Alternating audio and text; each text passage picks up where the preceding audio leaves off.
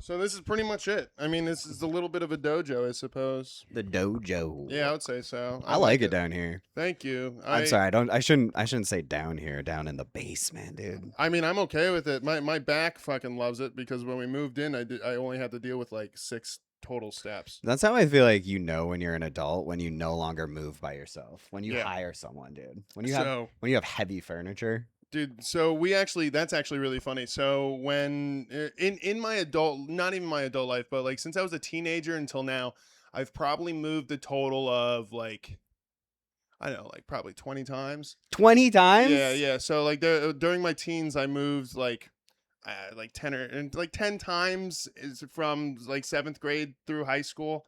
That's Yeah. so many times. Divorce is crazy. And so I got so sick of doing it. And I was just always, I was the big brother. So it's like I always had to like You were lifting beds. You Yeah. were moving mattresses. So Yeah. and then my brother got hurt in the army. So when we ended up living all together for like COVID and stuff like that, it was just like me, him, and my mom. And so whenever it came to like raking leaves or like shoveling, I just kind of like got footed to work, which was fine. I don't mind menial tasks. I like it a lot. You've been the man of the house for a long time. Which is weird because I am so emasculate. It's crazy. I'm not. You don't feel masculine? No, never. You're like a boy though. No, I don't think so. Why? Because I like video games? No, like you got a mustache. Oh, sure. No, well, no, thank but I you. mean, like for real, like you have. I would classify you as a boy. Like, have you ever thought about your gender? Like, do you know what I mean? No, I guess I kind of like always thought of myself as inherently feminine, just because like Huh? I was raised by mainly just my mom, and she had 5 Yeah. sisters, and I had very like powerful Mm, women in my life that kind of Yeah. taught my way around the world. So I always was like kind of lacking a male structure. I understand And that. so I kind of always like for example, so my wife is from the Dominican Republic, right? So when I started going over to Huh. her house when we were dating, I was gonna say she was okay with your lack of masculinity. well, no, but here's the thing: is like, so I mean, it worked out. I got the ring on her finger, but Yeah. but her mom Spoiler. and everybody, shout out moms. She like her and her aunts and everybody, they wouldn't like want me to help with anything. They would serve me food first before everyone's sitting down. Oh, whoa, Like, all that's this type of crazy. shit. Real patriarchal. Yeah, and I was just Wow. I'm still to this day like not comfortable with it. You know what I mean? Like last night I went food shopping while my wife was at work, and then when she came home, she made dinner. And it felt inherently dirty to me because like I want to Do help. you usually cook? I do on days when she's getting home late, like I'll make something for the sake of it, but Yeah. she just like takes over in the kitchen. See, this is why you're married, though. You know what I mean? Like, Just because I like don't want to just like have her do everything. I don't know. Like yeah, because you contribute to the household. Yeah, I love cleaning. I enjoy doing dishes. I really Yeah. have always like it's just the upkeep of the house. And this wasn't always me. Like when I was living with my mom, like I didn't have to do anything. She didn't care. We smoked in the house. No one ever came over. Smoke Like, cigarettes? oh yeah, big time. Whoa. Oh yeah, we used to Are be. you're Southern? No, from Oh. Long Island. Oh, nice. Yeah, that's like Southern New York, I guess. Yeah, maybe. it's got a Southern feel to it. You know, and so I don't know. So it was a very weird change for me to kind of like be at these places and then me to be treated as like the patriarch. You know what I mean? Like, and I It's just so much don't, pressure. I don't even think it's pressure because they wouldn't let me do it, right? Like, because do you know what's funny is like so when I started dating my wife, her sister was also dating a white boy. And so so I went over Tough. to her house for a party, and he was like, dude, shout out Ryan. I have no clue where he is now. But like he was really nice. He was a really nice guy, but he was super like he was just stiff white. Like Yeah. he was kind of like a What was rock his the name, shoulders Ryan? kind of guy. Yeah. Yeah. And like he had a wet paper towel roll of a handshake. Like it was just like Ooh. it was not great. And then I asked him about like, oh, is this the first time you've been to a party? He's like, no, I've been plenty of these.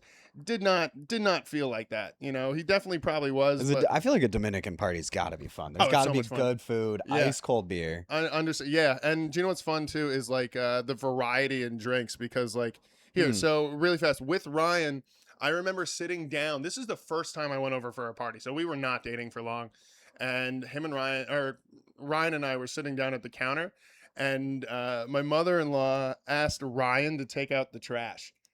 And I was just sitting there, I'm like, oh, I could take it. She's like, no, you go eat. And then it's like, so I'm like, oh, dude, I'm white boy. I'm number one Blanco, bro. It was sick. And so it was a lot He of was fun. like tier 2, you Oh think? yeah, dude. Yeah, right out of the gate. Like, cause when I started dating her, she had a pool table too, and her Mm. uncles all played pool, and I play a lot of pool. So it's like That's a way to immediately. measure masculinity Oh for sure, sure. it was really cool because it was like they didn't speak. The majority of her family doesn't speak English. You know Mm. what I mean? Like the ones that travel to here to visit and stuff like that. Like her mom does, and her sisters do, and all that stuff. But when they come over, none of them speak good English. So it's like we would just play pool, and then we would just point. Like, and we all know how to play pool so well that like we could just point and laugh at stuff. Like, because it was all like the beauty of it. You know what I mean? The fun of That's my like favorite part of activities. Like yeah. that's my favorite way to make friends is like if you share an activity. But Exactly, and it just great kind way of to impress though. crosses lines, man. You know, it's really fun. So the fiestas were always fun. The food was always great. Rice and beans are my favorite, Could and live on it. they also like my mother-in-law is a very very good woman, and she always like rents out rooms to people who need it. You know, things like that. Mm. So it was always like not just Dominicans, right? Like it was always like she had some people from like Turkey live there, and she's had some people from just random things. Because when you work at a place where there's a lot of different people from a lot of different cultures, some people just need a room sometimes, yada She work in yada. a hospital? No, she works she works at like it has to do with food. It's like a big old Mm. food thing, but so it was nice. So for like Christmas, we have beef stew, but we also have like braised lamb, and we're also taking like shots of different you know what I mean, like, so it's like every time I go over to the house, it's like I'm experiencing four different cultures I never grew up with, and Oh, it's like so much fun. that's so much. I feel like all other cultures do parties better than Americans. I would reckon to say that you were right for the most part, but I feel like niche whites have a lot of good parties. What Like do you if mean niche whites like rednecks? no, Can you well, say yes, rednecks anymore? yeah, I don't mind. I mean, like, yeah, Yeah, okay. yeah, if, those freaking, those rednecks, and Yeah, it's kind of feels offensive. yeah, good. We deserve something bad. Oh, you classify yourself in that? No, I'm just saying, like, as a white, I like, have seen you in I NASCAR. feel like having white slurs is important, and it just sucks that all of them are funny. That's right. Like, I Yeah. wish I had, like, I don't wish for anyone to be upset, but like at the same time, if I had a word that someone could call me that I would be upset, do you know what you can call me and I'd be upset about? You can call me Northern Irish, I'd be fucking pissed. I'll tell you what, don't do that. Are you Irish? Oh, Southern Irish, I'm real Irish, yes. Yeah, hell yeah. I don't know. No, this is where my knowledge of the world is really insipid, dude. I No, know nothing about this. it's pretty much just like imperialism, right? Like it's more The so British like took over the North. yeah, well, they tried to take over the whole thing, and that's how you get into the whole like indentured servants slash slaves thing, and like Yeah, whatever. yeah. You'll never you can catch PJ Murphy talking about it. It's actually very funny. Like we were talking, he was like, well, they were actually slaves, and I was like, all right, and He's real Irish though, right? oh yeah, look at him, yeah, Yeah, yeah. he's He feels like I'm it. actually roasting him. I'm roasting him on the 29th. Him and I are in a That's a roast great battle. roast battle. I Yeah. feel like you guys are just gonna be nice to each other. Oh no, him and I are very mean to each other. I love it. I'm coming up see with some that. bangers. See, that's the boy thing that I don't understand. Like that's why I'm saying you're boy. You good at roasting? You can. I love roasting. Yeah. Yeah, Well, I yeah. don't like being mean, but roasting's different because it's like It's I not only real. I only do it with the homies. You know what I mean? Like I only Yeah. want to roast my friends, or else like if you roast somebody when you're not like true to who they are. Like if you're a good joke writer, fine, but like I don't want to go on stage and do jokes about what somebody looks like the whole time, right? Like I feel like that's very bottom of the barrel. Yeah. So You look Irish. What are you gonna get him with? You know? I can't spill it because this episode's actually coming out the day before. Hey guys, this should be I should be correct here, but this should be the 28th is when this would come out, I believe. Well, April 29th, we are going to be doing the Philly Roast Battle League hosted by Nick Balsaro. Mm. I can't remember. I only know that he does the home court comedy at this place, but Yeah. I cannot remember the name of the venue. So, Chris, future me, can you please put the venue where it's going to be taking place at? It's not at Time anymore. What's up? Time? Isn't that where he was? Is that the one? Is that the one that's upstairs, like with the curtain behind the stage and stuff, where he always has the open mic with him and Zilla and I've never everybody? been. Shout out Zilla and everybody. Savia and everybody. Yeah. I got nothing. I've Okay. never been. I should go. It's a very fun open mic because at the end you get the riff or you get the roast and just kind of hang Do they out. still have the gong? Yes. Yeah. Yeah. And Have you ever been gonged? I've been Dude? gonged once, and it was because of Tommy Brennan, and he gonged me after because I bombed for like a minute and a half, but then I did a joke that like I know works, and then it got like half laughs because I didn't get any laughs Yeah. before, and then he gonged me after that, and I said, "Really?" You're like, you had a minute and a half to gong me, bro. Yeah, and then Tommy just goes, "I had to, bro." And then I was like, all right, I mean, that's fine. Because I don't mind, right? Because it was one of those things where it's just like, I've seen people get very upset at it because, I Yeah. only get upset if it's within like 10 seconds and I just paid for parking. Like, then I would be upset. But it's like, I bombed for 2 minutes. I kind of have to take it on the Right. chin, And that's a room. The Wednesday, 7 o'clock, or like just Wednesday in general has been very tough for me, other than going to like, What do you mean it's tough for you? Like that's just a day that you're like, it's like your comedic dip in the week. I just don't get it. Like there, 700, Fergs, like I have not gotten the footing at any of those three places Yeah, yet. yeah. I don't go enough to any of the three of them, but I've been going Yeah. to what's it, High No, Point? I love 700, but sometimes you're there and it's just like it's like so quiet in there. It like feels like oppressive. And I'm gonna probably go tomorrow. Yeah, dude, it's a good room. I like it a lot. It's also a room. Do you know what it is too? Is like 700. Shout out 700 is one of those rooms where it's generally a lot of women. And I like that. Well, no, but here's the thing. I like that because it's like it's a different crowd that I'm not performing in front of a crowd of women often. Right. So it's like It's good practice. I would prefer that because it's like I could if I wanted to go to a bunch of mics filled with dudes, I'd go to any other mic. That's right. But I find I get more intimidated with a room of women because it's almost like I respect their response more. Sure, yeah, because You know what I they mean? don't have to fake it. You know what I Right. mean? Like they don't have to. And like guys will laugh at pretty much anything, right? Yeah. Or at least lend it to itself. Yeah, like some sort of like dick jokes are more fun with a group of men. Yeah, where like with girls, for example, I always feel like they like if they fake a laugh, it's usually way quieter than a dude faking a laugh. Right? Like if they're lending themselves to a situation, like they usually don't they're not personified so like largely. You know what That's I mean? right. But like I like the room in 700. I think it's I just want to like figure out how to get consistent in all rooms, right? So Well, yeah, it's that should be the kinda- goal, That's right? the goal. So I never complain about doing it in front of like so and so or whatever like that. Like I feel like it's just its own challenge, But I always realize because where I do the comedy jams is at Pub Web. It's a temple bar, but it's like mainly a black bar. I feel like my favorite places to do comedy, if I could like perfectly pick it, are all places that have a mixed crowd. Yes, I completely agree. Like if it's all a sea of white men, I'm also like, fuck, dude. You know what I dude. mean? My thing with mixed crowds is like it always lends itself to my material better because like I'm married to a Latina woman. You know what I mean? Yeah. I'm like I go to black barbershops. I got raised in a town that was like, Wait, this is a black barbershop haircut? I haven't gotten cut in 6 months. Okay. I haven't okay. gotten so please don't. I promise you, it is not a haircut. The last time, put it this way, the last time I got a haircut, I wasn't married yet. Yeah, so like right now, I'm like, I hate that I look like this. I can't stand it. And my wife, I like the "No, shag fine." though. I appreciate it. I really don't know if I'm gonna keep it or not. I think I'm gonna like end up having to put my hair back. But the problem is like now it's gonna be summer and I sweat like an absolute pig. Like I do not. Like you sweat like you're just like walking on the street, and Yeah. you're dripping. I'm dreading going out to Mike's later. It's gonna be fun, dude. I know. I'm I gonna, love sweating in the back of a mic. Yeah, I'm gonna go to Helium and just hang out. Even if I don't get on, I'll just hang out until Brownies starts, just to like. I haven't been to Helium for the mic. I gotta go. The reason I'm doing why, funniest this year, which I'm like, Yeah, I signed up as well. I'm very excited about yeah, it. I'm scared, but like, what a cool opportunity. Like, Yeah. I was thinking about the fact you basically get to pay for a large stage opportunity, Absolutely. which Yeah. is not bad.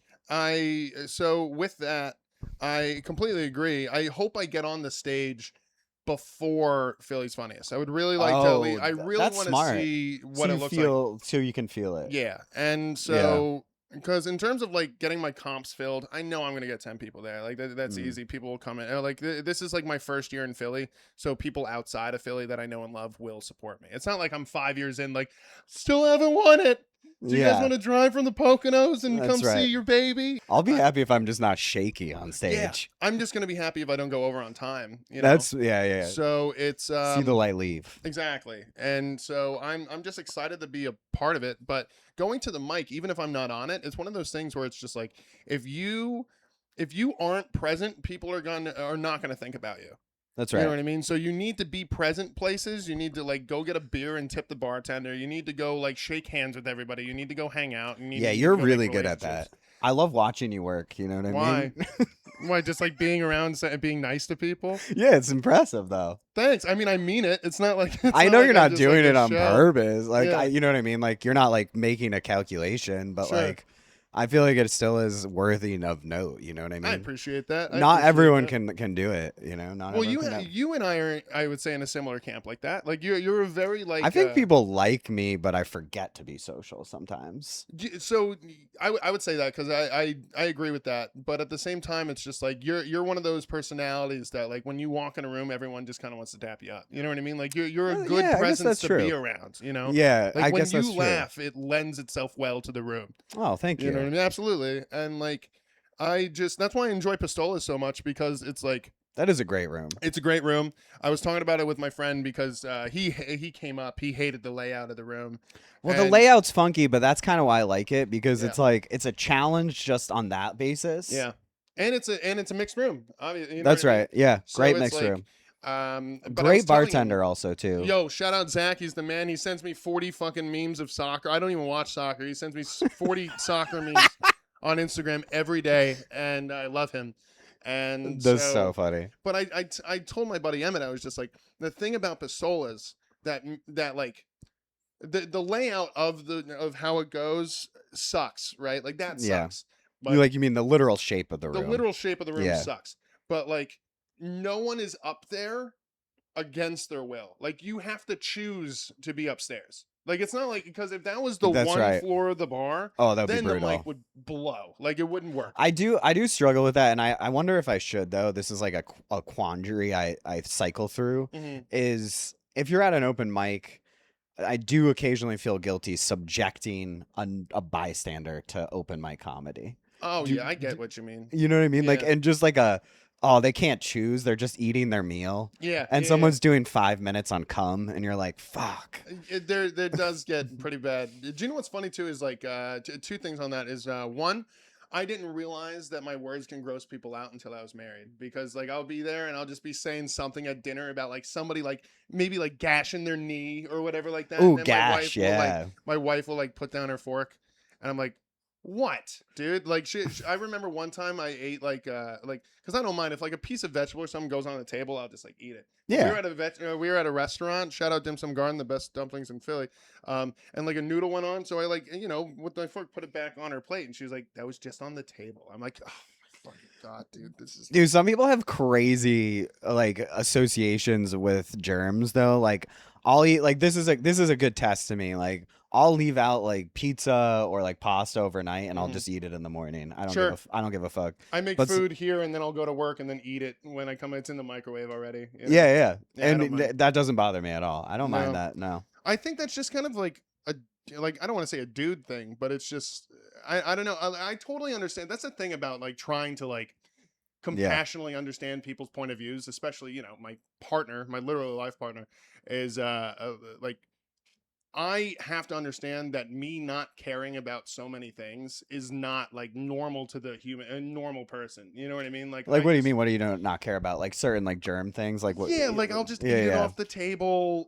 You know what I mean? Like I'll keep food out. Like I don't really mind. It's something that I never really cared about. But for her, she has to deal with like certain dietary things, and so her relationship with food was always more precise. You know what I mean? Like because she had to Sure. have it like that. So Yeah, you're loosey goosey. yeah. For me, I didn't care. You know what I mean? You'll eat like a street hot dog that's just been sitting in warm Just water. in hot dog water? Yeah, dude. Yeah, Dumb- give me a shot of that. You know what I mean? But so oh fuck, what was my other point? What were we just talking about? I'm the worst. You're not the worst. You're doing a great I job. appreciate that, dude. Do you need to be told that you're like a good boy a lot? This Oh is yeah, yeah, yeah, this is what I yeah. think. I think I was curious because it's like you said you were raised by a lot of women, Mm. and I feel like if you're raised by a lot of women, you like need a lot of you're like, please tell me I'm a good boy. Yeah, because I never really had like my dad was around when I was a kid and stuff like that, and he's like fine. He just wasn't really around. He worked all the time and whatever. Mm. But like I feel like he was like a mechanic. no, he was a restaurant manager. Oh, My dad worked at plenty of restaurants. We grew up going to Friendlies all the time, and dude, so I that's grew up in a Friendlies, and my sick. mom ran a bowling alley. So it's like I was only ever eating chicken tenders. Are you watching that bowling doc on HBO? I haven't seen It's it. fire, dude. Produced by Ben Stiller, narrated by Liev Schreiber. That's that's a name. I don't know who Lee Schreiber is. He Oh, sounds familiar. yeah. He was Wolverine's brother. Oh, okay. Yeah. Yes. Do you watch documentary now? Is that the IFC with Fred Armisen and Bill Hader? Yep. No. Well, they have an episode called fucking it's do you know what? I'm not even gonna do it. I'm just gonna post it if I can find it. But it's a whole documentary, a fake documentary about bowling and how to like get bowling back. And they're like, we need stories, and we need to. So they got the dude who played Yeah. Dexter to be like the really nice, like every old person loves him, kind of just like where they got Tim Robinson to be the bad boy of bowling, and he was like, "Yeah, suck my Amazing. sack," you know.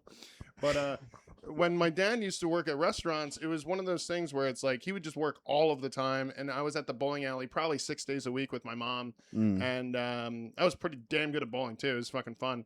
You ever And roll a perfect game? no, but when I was 7, I rolled a 197. That's crazy. That's crazy, right? Yeah. That's like a lot of strikes. Like probably at I had least 6 six in a row. I had 6 in a Whoa! row. I That was game. gonna say That's what I'm talking 6. about.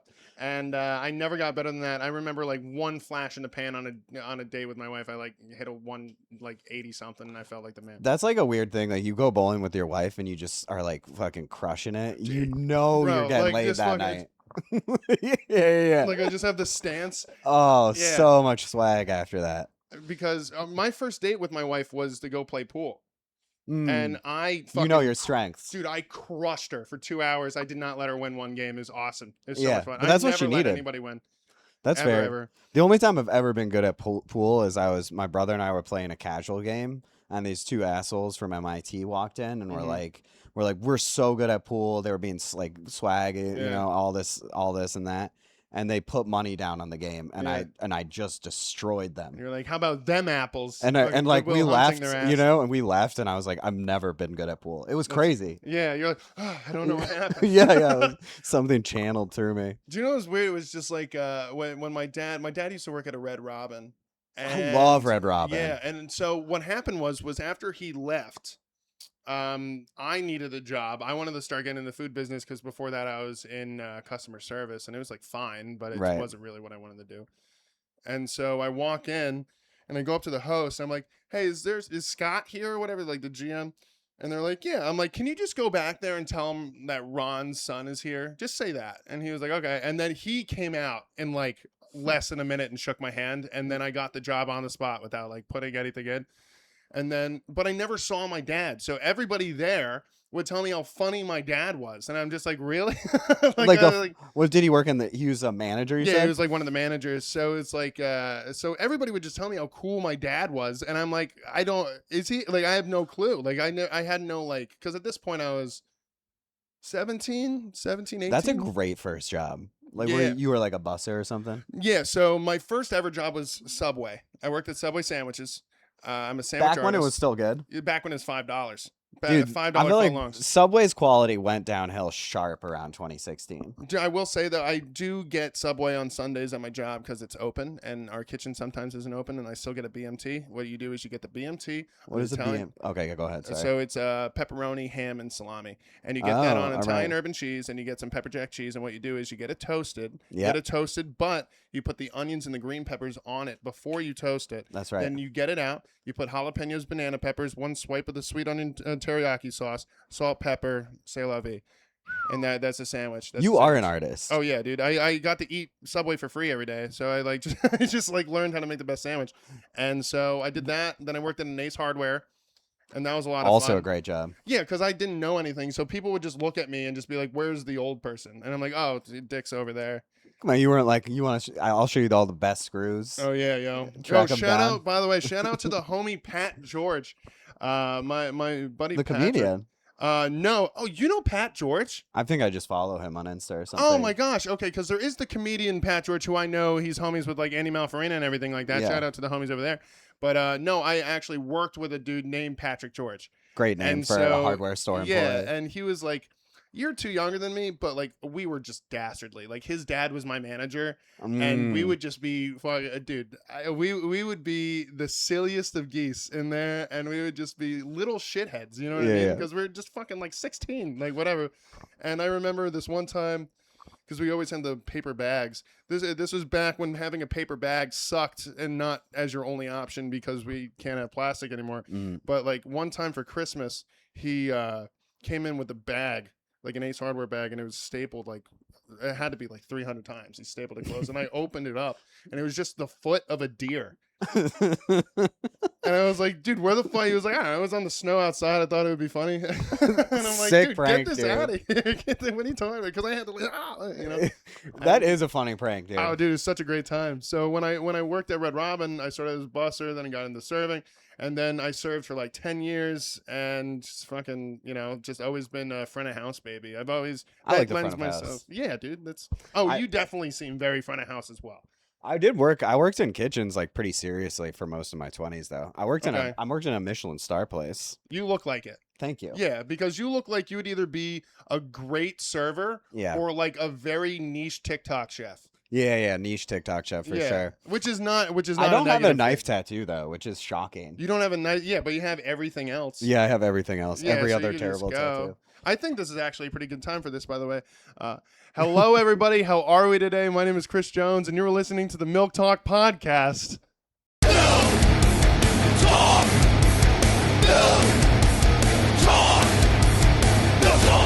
Chris Jones! All right, cool. Hell yeah, dude. Back Guys, in. yeah, that was fun, and we're back in. I have to do that. I did this. Mario Colavito was my guest. It's actually come right now. It should be premiering in like 10 minutes. But we talked for half an hour before. Yeah, we're a half an hour in before I bring up the intro to it. I always forget to do an intro. I love it. It's I'm my trying favorite. I'm trying to start this next time I film. My goal is to do an intro right away. Okay. Yeah. I will see if I get there though. I like seeing how long I can go without doing it. Like my goal one day is to just not do it until the very end. And I'm like, all right, guys, see you later. And then it I just mean goes back. that's pretty sick. Yeah. So by the way, guys, today we have a very special guest. My homie, your homie, Max. No, I need to do that over again. We're gonna cut that. Hold on. Because you said Max baby. Right? Maxie Baby. But you can call me whatever. I'm not right. that I I'm want not to get it. I pressed. want to get it right. We're gonna get it right. All Yeah, right. yeah. So okay, guys, we have a very special guest today. Guys, please give it up for my homie, your homie, Maxie Baby.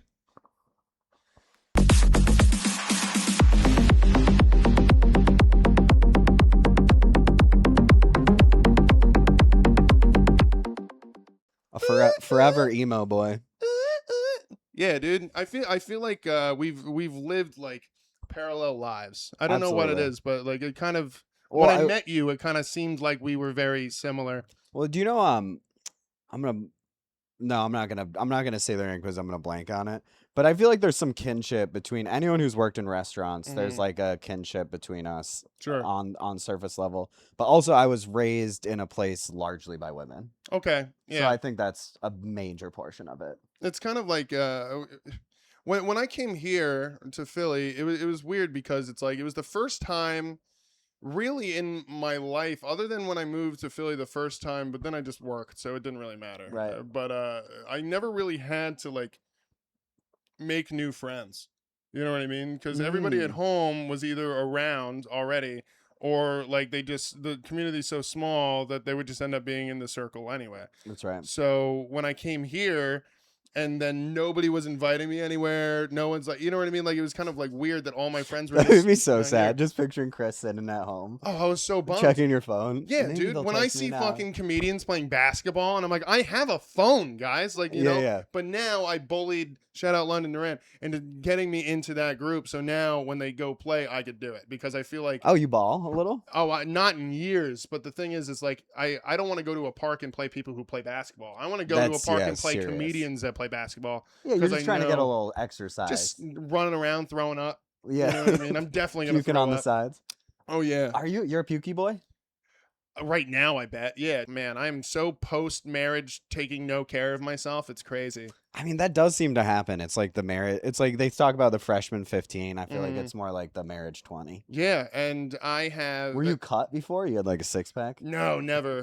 When I was I used to be like the same height, but I used to be like 180 or 90 pounds. So I was like that- very, very scrawny, big head. Oh, I was gonna. Okay, yeah. Like it's to the point now where people say I actually look like I eat. Like, you know what I mean? Like friends from back then are like, They're Chris, like, you don't understand. "Oh." Like you look way better now than when you were a rail. It was like weird when you were that skinny. What was happening? Do you think you were just like working? You're on your feet a million hours. Well, I am still to this day. It's just metabolism, I guess, and that, and then Mm. also just beer intake. You know what I mean? Because Yeah, before go- you're 21, you don't drink beer, and when you are 21, you start drinking liquor because that gets you fucked up faster. And then when you find out that you can't just do that and you should drink beer, then you get fat because you want to be drunker longer and more fun. It's smart, yeah. Liquor know? is dangerous as fuck. I always I'm not much of a shot person anymore, but if I did, my number one shot is very funny as a Jaeger bomb. I fucking me That's and my you homie, drop Jaeger into Red Bull, right? Yeah, but I just pour it in. I think the whole like rigmarole of I also like, don't want your dirty finger glass in Yeah, my glass. or I don't want to like crack my teeth. Oh, that's on right. the I've seen glass. that happen many Yes. times actually. So when I do it with my buddy Josh, him and I would just like, and my buddy Nick. Nick stopped doing the Jaeger bombs, and I understand why. It's because, you know what I mean. Like he wasn't too much into it, and me and Josh are absolute like. We were shutting down the place every night. We were just hanging out at the restaurant I worked at. That's the right way though. Yeah, I Well, feel like we there's worked this there, so we spent all our money there. Yeah, oh yeah, that's no fun. I like when you work a place where they're not really checking how much you're drinking. Well, if that was my job now, I sure wouldn't admit it on a camera. Ah! Like, I wouldn't do that. But like with Jaeger bombs, it was always fun. Like now, if it's after work, I'll like have some Jameson or something. But I've always been. I had a major Rumpelmans phase. Oh yeah, you've definitely worked in restaurants. Yeah, That's well- a classic restaurant person show. Oh, dude, me and my Did you dabble with Fernet at all? Fernet, no way. Dude. Oh yeah, that was like in Chicago. It was like Yeah. that's where I lived in my 20s, working in restaurants. Like seriously, Cool. It was- Oh, so you are the bear? kind of yeah. Oh I my mean, gosh. anytime people are like, "You should watch The Bear," I'm like, "Nah, You're like, bro." no, I'm more like an otter. Hey, I am an otter. Amen, bro. You understand gay culture so well. But yeah, in the Chicago it was either Malort or Fernet. Yeah, they both suck. I love both of them. No, you're crazy, dude. Do you know what? We have a Malort bar in the Poconos. Like Of all places. Malort. So it's not all Malort, but it's like that's their main liquor that they like advertise and supply. That is crazy. Yeah, shout out to the Goat on Main Street. It's actually the same street for the NEPA Comedy Festival, guys. Hey, submissions are open until June 1st. You guys should totally do it. So It's yeah. so good. You're so good at plugging. I have to, because if I don't tell people that it's October 8th through October 10th of this year in Stroudsburg, Pennsylvania, and that it's $25 to submit unless you're local to the Lehigh Valley, Scranton, Wilkes-Barre, Pocono area, then it's $15. Who would tell them? That's right. Who would? Who would? So please tell me about Chicago and the work and stuff. I want to learn more about that actually. Yeah. Let's see. I mean, I feel like the craziest place I worked at this place called Publican. Okay. Which was like we'd do like 500 at brunch, 500 covers. Jesus Christ. Do you know what that means? Yeah, okay. So we do like 500 covers at brunch, and then we do like 625 at dinner. Oh my God. Yeah, it was insane. And bro. covers is tables or people? That's people. Okay. So like, yeah. So you'd probably talk about like couple hundred tables at least, yeah. So you're maybe turning 300 tables. like the restaurant probably sat like probably sat 80. So you're turning it like 3 or 4 times. That's not too bad. Okay, it seems manageable, at least as a server, but like as a kitchen Oh, guy, dude, you the guys. servers there, that's the reason I went from back of house to front of house, is the servers there were cleaning up. I Yes, remember one time one of them drove in and they had like a new model Mercedes. that makes sense. And I was like taking the bus, dude. You know what I Yeah. mean? Because I was working back of house at the time. Well, back of house is like a masochistic decision. You know Oh, what it I was mean? crazy. Because as somebody who's it's when I worked at the restaurant I used to work at in the Poconos, like I was working with my best friends, right? Like Oh, that's so fun. my best friend Nick was the bartender. My best friend Josh was one of the head chefs, and like he. Oh, like we just had 3 different lives happening at one time. Like we're there and we're all dealing with very Mm. vastly different things. But like Josh, who's working the hardest, is making the least amount of money. Oh, You know what 100%. I He's mean? probably there. He's there before you get there, leaves after you. Has to prep, has to cook, has to Makes a sit. It's fraction of 110 what. fucking Yeah. degrees in there. So I never understood it. Well, it's like love. It's just like no one who cooks for a living isn't a big softy at heart. yeah. That's the truth. Like you want to Yeah, feed he's a people. softy on the outside. He's a fucking pudgy son of a bitch. Yeah, is he? Yeah, yeah. He's You little thick he's boy? a little tubby, isn't he? That means he's tasting his food. Yeah. I mean, there's this like saying that you're. he's tasting everyone's food. you know? That's right. You got to get your finger, your little spoon he in there. makes too much fun of my mom for me to not. My mom used to work there too. Your And mom so- worked there. You yeah, worked with your mom. I worked in with a my mom for restaurant? like 8 years. It was fucking awesome. What would she do? Was she a server? She was a server, and so I got a job there too. So I always served with my mom. We closed together. She would make me vacuum, and we would work there. But I would go in the back, and Josh would just be like, "Yeah, your fucking mother thinks that," or something like that, you know. And I would be like, "All right, I'm gonna get you later when I yeah, make give a me a second. podcast." Yeah, give me a second. And then I'd bring my mom into the kitchen. I'm like, tell my sweet mother Michelle what you just said about her box, Josh. And then she would be like, don't get your friend in trouble. I'm like, Mom, come the fuck on. I'm like, really? He was like, yeah, don't get me in trouble, bitch. And I'm like, no. And it would fucking make me so angry. I mean, that's the thing I love most about working in restaurants is you could say absolutely bonkers Yes. things to each other. Horrible things. Horrible Just things. absolutely vile, evil things to Yes. each other, and you know that it's fine. I learned how to curse in Spanish because I work in kitchens or worked around kitchens. Like I remember because my in-laws speak fluent Spanish. Do you pick up a little bit now that you can Here like, and there, I've been dabble? trying to. They're just calling you a bendejo the whole time. No, so like I said, I am the golden gringo of the family. I just showed them BAPS the other day. I went to the Hindu temple in Robbinsville. Oh, cool. Yeah, like that huge like limestone and marble. If you have you been? I haven't been. You would love it. Oh my god, it's so much fun.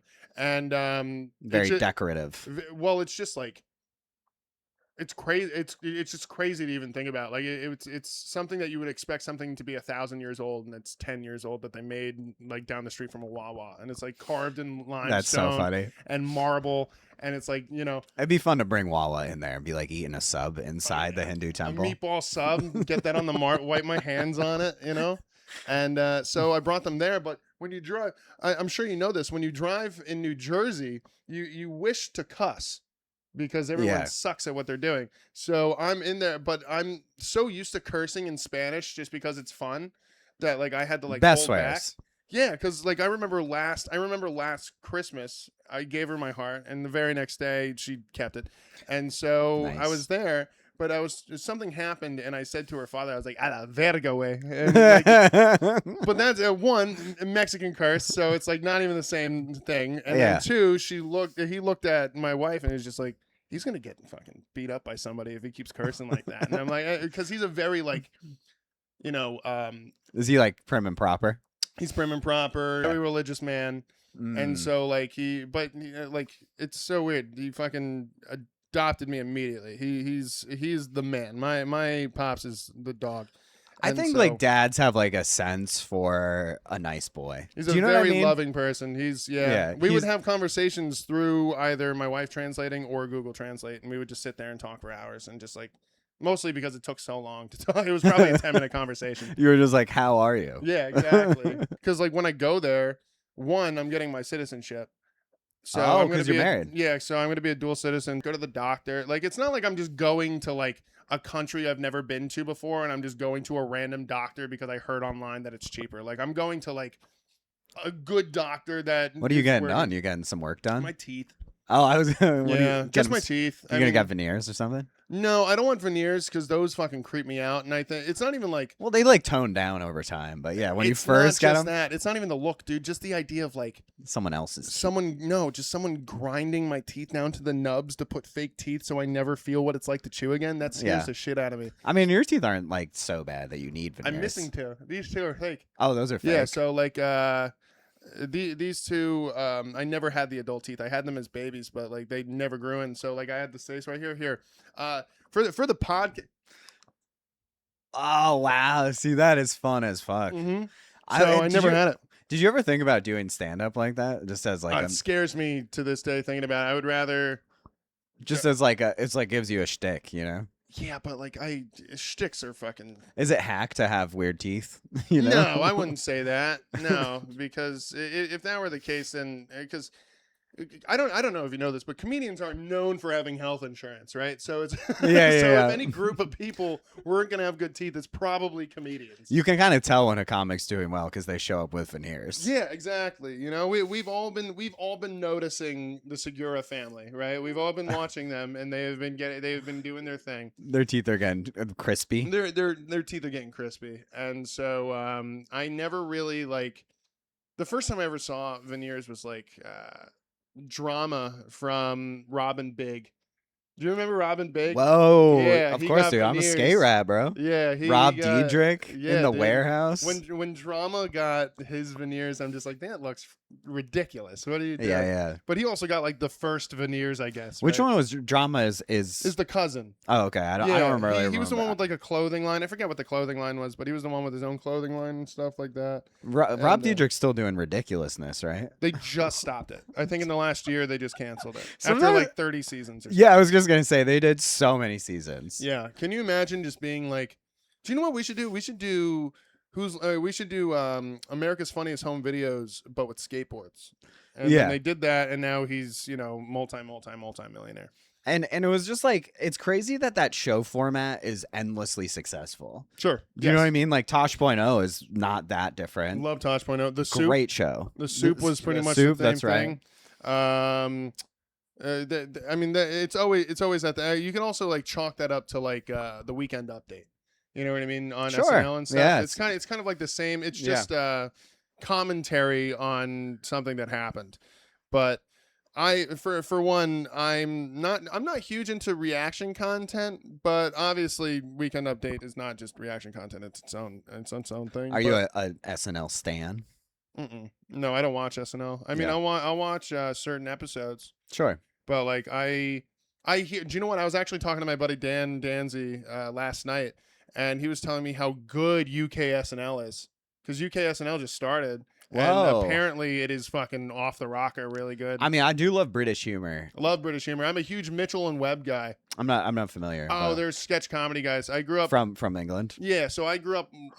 That's pretty much how I got started into wanting to do comedy. Was like watching sketch comedy. So I was huge into like interesting. Whitest Kid You Know. Dude, I was Whitest huge Kids You Know is great. The best. R.I.P. Trevor. Also, do you know what's crazy is that Sam from Whitest Kid You Know, he actually does online sketch comedy classes. You know, you get for like $400, you get like 3 months of classes, and it's him Whoa. from Whitest Kid You Know. So I've always wanted to do it, but I just never had the money for it. And so he's the man. Derek Comedy was huge because that was where Childish Gambino kind of got his start. He was in a sketch group in college. That's what that was. Oh wow. Yeah, it's very, very funny. And then, you know, yeah, like I said, Mitchell and Webb, stuff like that. Kids in the Hall was original. You know, I got into that afterwards just because it was like before my time. So I got into it after I already appreciated it. And then, yeah, but British humor in general has always been very, very funny to me. I always liked Cats does Countdown. Or 8 out of 10 Cats does Countdown with fucking Jimmy Carr and stuff. Oh, no, I don't know. Oh, dude, it's a game show. It used to be for nerds. And so it used to be this thing where it's like, it's just a show with smart people where it's like, all right, here's a jumble of letters, make the biggest word you can, or here's a bunch of numbers, do this math problem. Oh, so yeah, cool. Once that stopped being like entertaining to most people, they're like, well, what if we get 8 out of 10 Cats, which is like this troupe of comedians, Sean Locke, I believe, R.I.P. I hope I have his name right, but he was hilarious. He was Wow, you're hilarious. deep in the British And comedy. I try to. I try to be. But like that show with comedians is so much better because it's just a bunch of like very witty people that are funny doing like real math and spelling problems, and they just A kind of like, blast. yeah, it's a blast. It's so like it holds up so well. You should definitely watch it. But in terms of like sketch comedy and stuff, that was always I always wanted to do sketch comedy before I wanted to do stand up. I was doing Mm. sketches with my homies like when I was a kid. I mean, that's like to me when this feels right to me, like making funny content Mhm. and doing stand up. It just feels like I'm that feeling of when I was a kid, Sure. and I wanted to just be like, "Yo, you guys, let's make some funny ass videos." Absolutely. Yeah. Yeah, or like cuz you're a skate rat, so it's like or like hey, let's Yeah. just get a fisheye lens and just start like Oh, I rolling up mean, stuff. there's like I feel weird. Like I just posted a skate clip the other day, but it's like sometimes I feel weird. I'm like I'm a 36-year-old man. Like what am I doing posting skate clips? But I'm No, like do it, dude. the kid in me Yeah. is like, yo, you can film anything. Like that's crazy because when I was a kid, all we had were camcorders. Like Sure. I'm not even that old, but it's Mhm. like, oh, the joy of being able to film content is like I dreamed of it as a kid. Yeah, dude, my buddy is 35. Kyle, Yeah. who's on Shadow Kyle, and he's a skateboarder, but he dropped it 2 years ago, and he's Mm. 35. Yeah, I And- understand it. I feel like people get like skaters will be like, "Oh, I haven't skated for a year, so I'm not a skater." And I'm like, "You'll come back." Yeah, It's like a comic. Like if you have the bug, you know what I mean? Like yeah. even if like it's like I sometimes I'll be like, "Oh, maybe I'll stop doing open mics." Yeah, right, dude. You know Yeah. what I mean? I'm not gonna stop this. Unfortunately, Especially I'm with, like, sucked in. Especially with skateboarders, dude, because it's like you don't have to go big to be cool. No, Like you can just ride your enjoy it. board. Yeah, it Yeah. can look cool just Yeah. by you doing ground stuff. You know what I mean? So it's like I never mind. Like look at Rodney Mullen. I'm sure like even Yeah. to this day he's got to be like 60 at this point. Yeah, And there's he people could probably do crazy stuff. a manual. You know what I mean? He better than I ever could. He's the fucking goat. Absolutely. I mean, Tony Hawk did a 900 just like a couple months ago, and he's Yeah. like 58 or something. That's what I mean. And then now you get like 10-year-olds doing 900s. Well, I mean, the game has changed completely. I really do think what's fascinating is like in skateboarding, a video game influenced the tricks that people are capable of doing. Yeah. Like people were playing Tony Hawk Pro Skater, and it changed how people skateboard. That's how I feel about murder and violence. I just play a video game and I'm like, I gotta figure this out. Are you're playing like a lot of first person shooters? So no, actually, it's very funny. I just haven't had time to play a lot of video games. So like if I do play a video game, like I really like playing Fallout. I really right now I've been playing. What is this Fallout? Is that like a first person shooter? Yeah, so Okay. it doesn't necessarily have to be like depending on which one you play, because like the first two. So okay, let me start from the beginning, and then because I do want to get in. Like I know you have your pod and you're good at like volleying back to me, but I do want to learn more about you. So Oh, I sorry. am gonna- No, I'm so bad about that. No, it's okay. It's like I'll ask questions to infinity because I'm just fascinated. Well, I appreciate that because I always say like if there was a shot clock, like you know in football games, Yeah, how it would yeah. be like time of possession. Yeah. Time of possession for me is like you're like, how is there this many minutes in the game? You know what I mean? I just Right. keep rambling. So with Fallout, what it is like it's based off of a world that got into a nuclear apocalypse because they ran out of all of the world's major, oil, like stuff like that. So it was Yeah, like yeah. China, USA, like everybody was kind of just blowing each other up, and that there was this one conglomerate of companies that were like vastly ruling the world without ruling the world. So it's like you had Vault Tech who made vaults for people to live in, or you had Mr. House who did like the Robco stuff. So it was all robots and whatnot, and so they all came together. Pretty much decided, hey, the world should end. We should kind of egg this on so we could run the post world. Or you have like the Enclave, which is like these like neo-fascist American government people that kept themselves alive post the apocalypse so they could run the world and make everybody their slaves type of thing. God, So- such good writing, dude. Yeah, it's amazing. So, but Vault Tech is pretty much where like every Vault game, or I mean every Fallout game, you pretty much start in a vault, right? As a vault dweller. So you either do it as like hundreds of years in the future where you were cryogenically sealed until this point, or maybe you're like the fifth generation of somebody. Like the Fallout show, the main Right. character, she's like a fourth generation, fifth generation person that's just lived in this vault and that's all she knows and all that. So she's like super like the rules, like whatever. So when the first two games were overtop, old style, 90s computer games, it's like super hard to fucking kind of get the controls to. It took me like 10 hours to understand the controls. Like it was very, very difficult and clunky because it's just old. Mm. But like with New Vegas, with Fallout 3, Fallout 4, Fallout 76, which is like the online one, like that's all first person shooters where you kind of like go through the wasteland, you find all these monsters, you find all these like raiders, yada yada yada, Yeah, and yeah. you're kind of like just navigating the world post an apocalyptic. It's such great, like that. I feel like so many video games have that premise. Like Mhm. one of the few video games I've played all the way through is BioShock. Sure. Have you ever played that? Yeah, Yeah, BioShock's a great game. great game. But the thing that I'm always shocked by those kind of games is like what keeps me there is like the story writing. Absolutely. It's Has like to. fascinating. Yeah. Well, lore is the big thing, right? Because I feel like so the people who make most of the Fallout games that are first person, right? Because I forget who made the first two, and I feel very bad that I forgot. But I know Fallout New Vegas, which is known by everybody widely as pretty much the best Fallout game to ever come out. I would say Fallout 1 and 2 are very, very, very good. They're Obsidian, and then Fallout 3, 4, 76 is Bethesda, and Bethesda makes Skyrim. Yeah, see, You don't know Oblivion. this or is anything like that? You this don't is know, like Elder so Scrolls? deep. Yeah, no, I don't play Okay, it. that's fair. So, How do you have time? So, see, I'm I asking. don't have time. Yeah. I don't have time. Yeah, yeah. Yeah, this was all like years and years of me playing video games, and over years and years. Right. Like, right now, the only video game I've been like playing is like PGA. Like I play golf with my buddies because Oh, like that's I could cute. just dude. I just go on. Here's my question though: is like, why not just?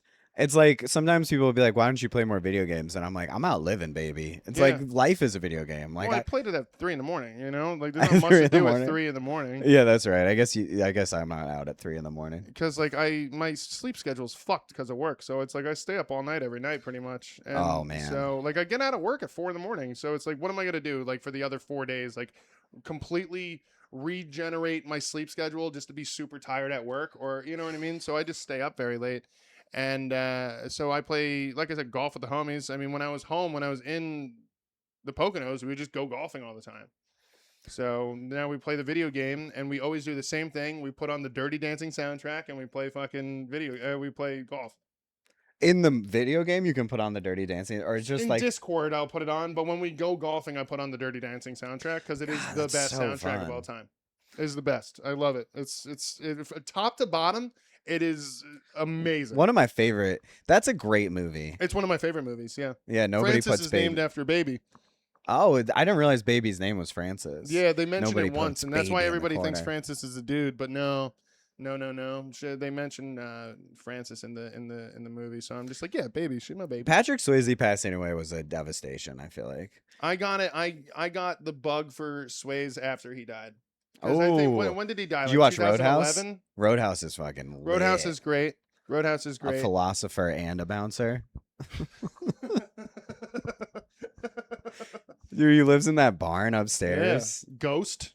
That's a great film. Ghost is a great movie. Love me some Whoopi. I'm not upset about some Whoopi. Yeah, I mean, people hate on Whoopi like because I feel like she's on it's The View maybe, but she was such a strong actor, comedic actor. Those movies, what are they called, where she's like a nun? Sister Act. Sister Act. Sister Act 1 and rips, 2 dude. is like, unironically, like my mom and I's favorite movie to watch together. Is Great Sister Act. movie to watch with a mom. Yeah. Sister Act 2, in my opinion, is better than Sister Act 1, but I both think they're 10s. Like, I think both Yeah. of them are phenomenal. Like I'm not watching Taken with my mom. No, you know no, what I no. mean? Sister Act is plenty, because my mom's a CCD teacher, too, so it, like, lends itself to, like, the fact that I was raised Catholic, and, like, you know, it helps that Lauryn Hill's in it, you know, and just the entire cast is awesome. But the thing with Whoopi Goldberg, right, is like whenever you have a job Yeah. that involves talking about your literal opinions every single day to like America, you're gonna say shit over the years that you Yeah. probably one shouldn't have or two don't really believe. And like I'm not like saying like oh everything because I don't even have an example right now to like back. So someone would be like in the comments since nobody fucking watched it. They'd be like, but what about this one time Whoopi Goldberg said fucking the fucking white men are gay or something? I'd be like yeah probably. I don't really care. I feel like I think about this all the time because it's like we both have a podcast. I talk Mhm. all the time, Yeah, like nonstop that, sometimes. this is why I edit it. It is crazy to think that like how much recorded data of me is going to exist by the end of my life. That's why I did it because like I realized that if I do this for fun, I will get better at this. But at the same time, when I'm old, hopefully, if the world doesn't Yeah. end, I get to like watch myself talk to my friends for hours and hours. Like I get to watch. It is pretty conversations. cool. Hey, hold on one second. I got it. Say anything you need to for a moment. I just need to be a father. No, as you should. Hey, Uh-oh, getting in trouble. how about we stop? Okay. Oh, shut up. Yeah, I mean, that's one of the reasons that I film so many skate clips too, is like there's a point in my life where I'm not going to be able to do some of the things I do. Sure. So it's like now I have it and I can watch it back when I'm like 70 and be like, man, remember? Yeah. Those were the good old days. Because it's one thing that I don't have context to yet is exactly that is like not being Mm. able to do it anymore. So I would rather just kind of like live this mixed life of things that I want to do and try new things and kind of like my mental is like I was always told by my mom. She was like, Chris, you can have it all, you just have to keep working at it. And it's like in terms Yeah. of like having a family, having a career, having you know what I mean, this that and the third. But like if I just sat here and pissing and moaning about like I don't have time to do stuff, then nothing's gonna get I done can't anyway. fathom, like sometimes I think about like the amount of time I spend on comedy Mm-hmm. is all the time. Do you Yeah. know what I mean? Like Yes. any free amount of time I have is basically spent writing, editing, Yep. being at mics, being online researching what podcasts are like what's happening and the trending stuff, whatever. Mhm. But I'm like, I think about all the time, like what would happen if I got rid of that and I had all that time? I don't know I what would I'd be do. like, I'd be like, what would I even do? I'd just sit here and be sad, Yeah. like look at my TV. It's so much better to be like out here making. So the only difference because my obvious answer is that I would just be spending more time with like my wife and my friends and stuff like that. Sure, like I would doing be nice able to make things. I would be able to make extra time, but like the one thing that I try and tell people that ask me about it, I've even had this conversation with my wife once before because my wife is like the biggest proponent to why I'm even doing this. We moved to Philly knowing that I'm moving here so I could do comedy. And so I could she's do like comedy. supportive of that. and Absolutely, yeah. Because she That's doesn't. so awesome. She's figuring herself out. You know what I mean? Like she Yeah. finally has like her own spot. She's been streaming. Addison Wonderland on Twitch. You should totally follow her. She's almost she almost got like the not partner, but whatever that next thing is when you have so many. Yeah, Twitch is like I think Twitch is fascinating. I don't dabble in it because Yeah. it's like a whole nother social media. It's like how many medias can I consume? Yeah, I don't do Twitter or whatever the Yeah. X or whatever. I can't do it. I just feel like I just got on Threads and I'm gonna start doing Substack. Check it out, Maxie Baby. Substack. Yeah, that's how you make some money, get some Patreon and stuff. It's just like Threads, I what don't works. download. It's like what works for your brain though. Like I like Yeah. Threads because it's like it's very irreverent. It's like kind of it's like Twitter adjacent, Sure. but it's all words. I love always word enjoyed text. Facebook, ironically. Like I Really? I got on Facebook real young, so it's like I'm always talking about Facebook on I my love pod. Facebook because it's oh shit. Hold on. I think that I've been brought up Facebook every single episode of my pod for the last 2 months. She's usually very well behaved during the pod, but the thing is like when you have an extra box of shit, all of a sudden it's hers. You know? Yeah. So Oh, she's that's gonna right. look it up. I feel like any cat, if you put out a box, they're in it. Yeah, that's why we have a number of them. You know, we just kind of keep boxes around just so she could kind of do exactly to be honest, if this was 3 feet to the right, she would not be wrong. You know what I mean? That's You right. know what I mean? It just happens to be this box. She's like, I'm going back in, baby. I know, but we'll I've figure it out. I have a pit bull that literally, if you put out a box, will do the same thing. He'll just sit right in there. Does he like destroy it though? Does he like chew it up until it's nothing? I mean, if I made it into a toy, he would, but he won't do it on his own. He just wants to sit in there. Oh, that's cool. That's cool. I was raised with dogs and cats, but I don't think I'd ever want to do like a dog again. No? No, it's just like, Well, you're out all the time. You're busy. yeah. Oh, that's what I was saying before Francis rudely interrupted me. Is like going to Mike's is not like, it's not the same as going out.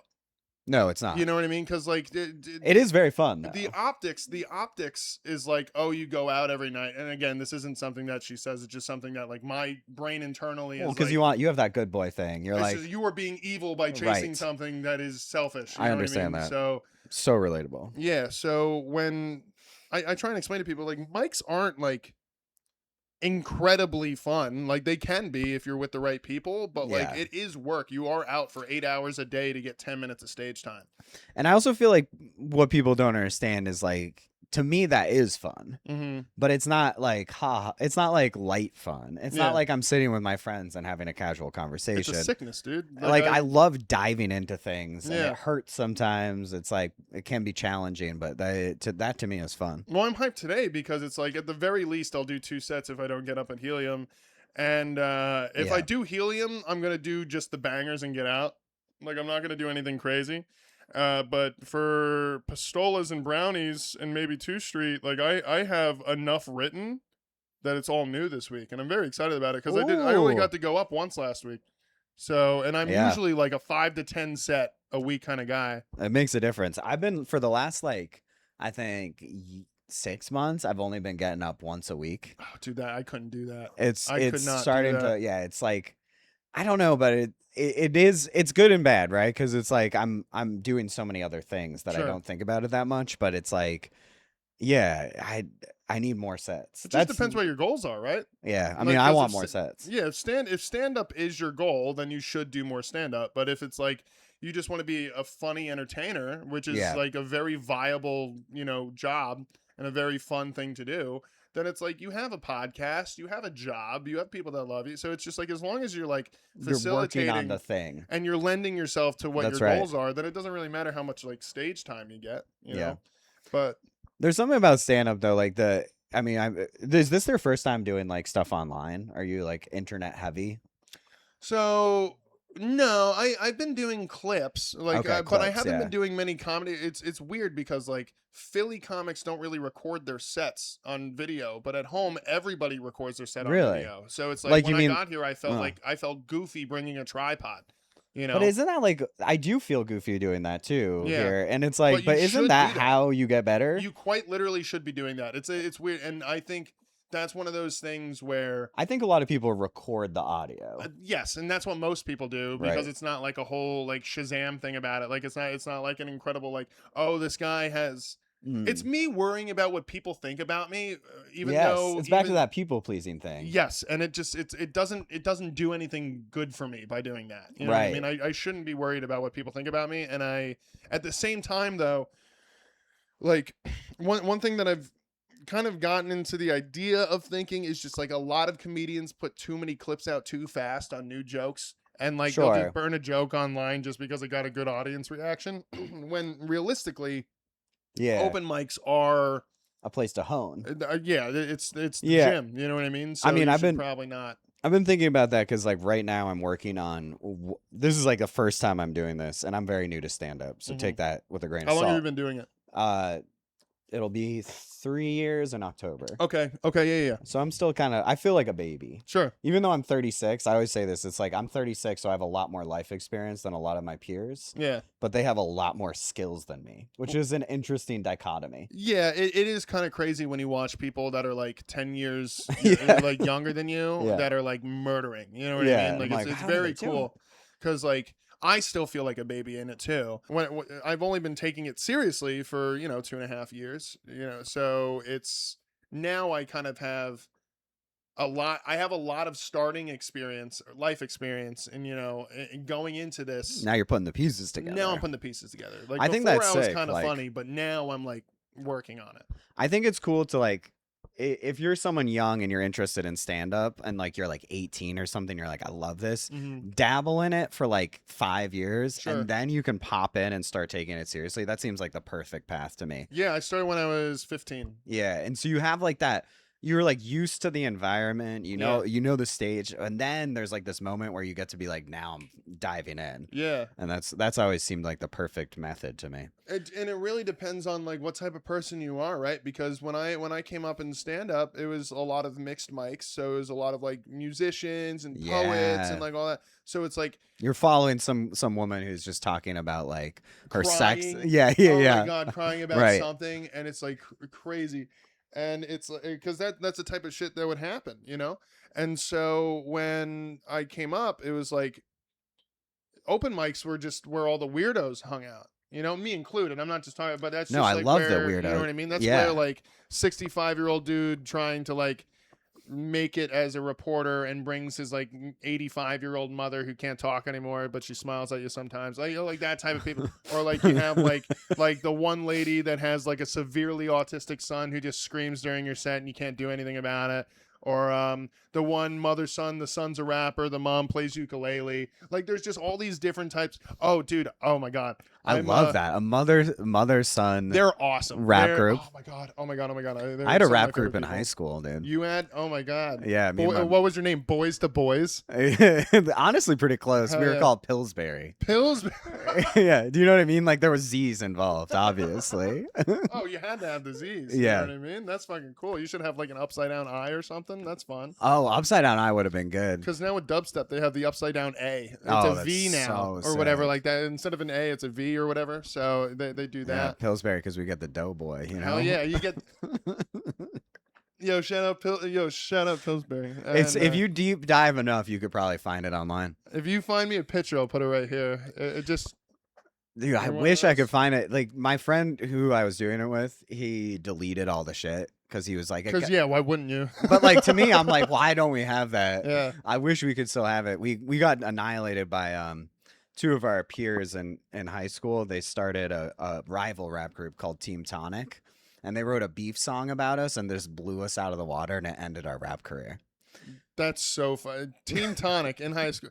Who's drinking tonic before they're 21? Yeah, I don't know where Tonic the name came sucks. from. That but that makes me so. I can't believe Pillsbury. Yeah, they ruined Pillsbury. Dude, Pillsbury was so sick though. We would go to like high school events and we would wear like tall t-shirts because we were snowboard rats.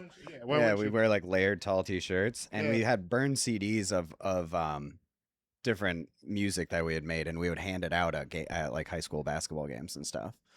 Wearing flapper hats, dude. Two white boys from the suburbs. Jesus H Christ, I love this so much. Yeah. I remember like when I was in 5th grade, me and my friends on the street made a skateboarding team called Myth. Whoa. Yeah, MYTH because we played RuneScape and like the mithril armor and stuff. Shout out Ryan Manzo for he's a huge he's not a skateboarder but he plays RuneScape a lot. And none of us knew how to skateboard.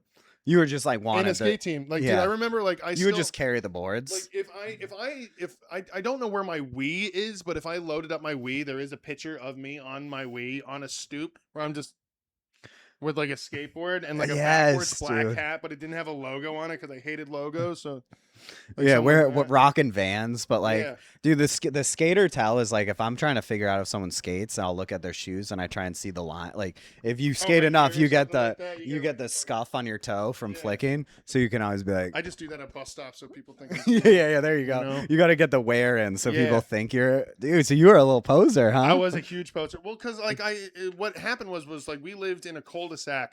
Yeah, and it was down a gigantic hill. So like we would always sit down on our boards and ride this entire and we're talking like it's like not safe. Like I ran over my thumb once and lost my nail, like type of shit. And so it was like that's what we did. And I always liked. I remember we also had scooters, and I would take my scooter and I would jump on those like hug barrels. Like the hug barrels. Yeah, the juice barrels. Like oh you know what I mean? yeah. And they would be like, "Yo, watch this," and I'd be going like 10 miles an hour. and then like that would be the coolest thing we've done all day. I have been thinking about making a video like for content where it's like me and two comics try and learn how to tail whip on a scooter. I would be yes, I would do it. Wouldn't that be I think fun? that's possible. I think Yeah, like you, because I me, want to learn Jack how to Thompson, kickflip. maybe. Yeah, Oh, I Jack could teach you how Thompson. to. Can you ollie? No, not yet. Do you know what it is? I want to get those rubber things you put on the wheels so they stay. Oh, that's fun. Like just so Yeah, I can kind of learn how to do it. we've been. My wife learned how to skate with me Hmm. during COVID, which I sometimes feel like it's like introducing someone to open mic comedy. Do you know what I mean? You kind of feel bad about it. You're like, I'm Yeah. so sorry, and I'm And sorry then that you love it now. Like yeah, it's like like you said, it's like kind of a sickness. I gave you the sickness. yes. But And we've been talking about getting those. do you know what? Back to what we were talking about, like with the whole dabbling in your 20s and stuff with comedy and everything. Oh yeah, It's for just sure. like you do get certain people that just kind of like bask in it, dude. Like there are just certain people that are made for this stuff, you know. Like in terms You mean of like in stand up? yeah, because for example, like when you're in your 20s, you're like 5 different people. I said this fucking with Mario Yeah, as well, right. but like you like traverse so many different like levels of context through your 20s and into your 30s where you're just like you're really every 2 years you're just a different person who's learned like an immense amount of shit about adulthood, right? And so having looking at like the young comedians in Philly, like because technically like a lot of my older like headlining buddies, like they're like, oh, you have a lot of time, you know what I mean? Like to me, and I'm Sure. 30, and I'm like I feel old because a lot of the people that are getting on shows in Philly, like you're looking at like let's think of people Like that are I mean, to me, it's like I've just said Jack yeah, Thompson. Jack He's like Tully, 21. yeah, I love that crew, like Jack, Tully, and Borko, James. yeah, James McEwen. James fucking loves. I don't know if he loves or hates it, but I always tag him on every episode. And this has been a 2 episode drought since I have. So James, you're back. Yeah, love Borko, him. like they're just a good, fun group to hang out That with. age bracket to me though is like Maul's I was also in the talking group. about that with my wife last night. Like, do you know who Ivy Woke is? Mm-mm. She's like a up and coming comedic persona. I would say she does stand up, but she also is like acts Sure. internet personality. And then Yeah. there's this woman, Mackenzie Thomas, also internet personality. But that's that age bracket of comedy is it's so absurdist. And there's like that's why like that age bracket, like Jack Thompson, James McEwen, Tully, like that age, I'm like, dude, they're gonna kill because it's like there's something about that kind of absurdism of being raised on the internet Yeah. that's very exciting to me. I support everyone who's able to do it Sure. because it's so Yeah. fucking hard. And if you get the moment, take it. I completely agree. And when my thing is, so I have two of my best buddies in the world, Ryan Manzo, Ryan Flaherty. They are both comics and they're both from back home in the Poconos and stuff. Okay. And we have this mantra to where if one of us succeeds, all of us sucsucceeds. Oh, that's And it's sick. like, You'll like work together on the road and stuff. Sure, yeah, because it's one of those things where it's like if my buddy Ryan was actually polled on Madison Square Garden, kill Tony. Flaherty, Wow. yeah, and he did very good. And then That's a my big buddy, stage. yeah, and my buddy Manzo is like one of the main guys that do don't tells everywhere from fucking Ambler to Binghamton. Like he's on all these don't tells. He's very, very, very funny, and so like it would be easy to look at that and be like, well, I don't do this or I don't do that, but it's like it doesn't. Resentment just like poisons the vial that it sits in. You know what I mean? Absolutely. So it's like it doesn't make any sense to like see that as a negative that your friends are doing well. I mean, that's one of my favorite things. Like, I've been actively on social media just trying to like follow anyone who does comedy. If you do comedy and you're in the area, my handle is Maxie Babies Very Sorry. Trying to just Good plug. comics. Let's do it, dude. Good plug. What's the podcast, by the way? Oh, it's currently called Maxie Babies Big Life. That's what I'm talking about. Maxie Babies Big Life. Look at that. I'm doing plugs. That's what I'm talking. I usually keep it till the end, but I mean, like we're already talking about it, you know. Yeah. But so what is before we get into bangers and dangers? I do want to see one moment, my friends. I just had to check something. Okay, my friends, we are back. We were talking about. I wanted to ask like. What was the like beginning of you realizing that some sort of entertainment, especially in like the comedic variety, like when did you decide that Pillsbury wasn't really your method of success? When did you decide to kind of be in comedy and why? Well, I think it's funny that you bring up Pillsbury in that way because it's like the way I was doing it was a bit. Okay. Do you know what I mean? Like there was part of me that understood that what I was making wasn't good. Then why would you let tonic water or whatever their name is Well, defeat you? okay, so that is how they defeated us because we were being silly about it and like Yeah. having fun inside this bit. And it would be like if someone then makes you take a bit seriously, and it's gonna end the bit. So yeah, but that's on your response though. Of Because course. if they Yeah. take your bit seriously, you're winning. But the second that you take your bit because they took it Exactly. seriously, then you lose. And so that was to me like I've used that like that was when I was in high school, but like as I've worked into doing comedy like seriously, I think about that sometimes when I'm Mhm. like deep in a bit and then someone takes it seriously. I'm like, oh, remember that if I come back serious, it's over. Yes, it's the same thing with like whenever anyone beefs you online. You know what I mean? If somebody Ooh, like tries yeah. to troll you or something like that. So Have you gotten fun troll comments? I've gotten a few good ones. I only got one, and this dude threatened to dox me afterwards. What? Yeah, so this is what happened. This guy Do you know him? No, it's some random dude with 30 followers on Instagram. So I just It's always someone with 30 followers and Yeah. no profile well, picture. so here's the thing: is like one doxing me is kind of useless because like it doesn't matter right now. Like yeah, you could find out pretty much anything from just looking me up anyway. But it's like Sure. with what happened was I posted a clip on the Instagram and it was from the podcast and he commented that every podcast mic should be $8,000 because this fucking sucks or something like that. He Yeah, pretty yeah, much like okay. tried to Yeah. and so I commented back, if I learned anything from your mother, I could do anything I want with $200 in a camera.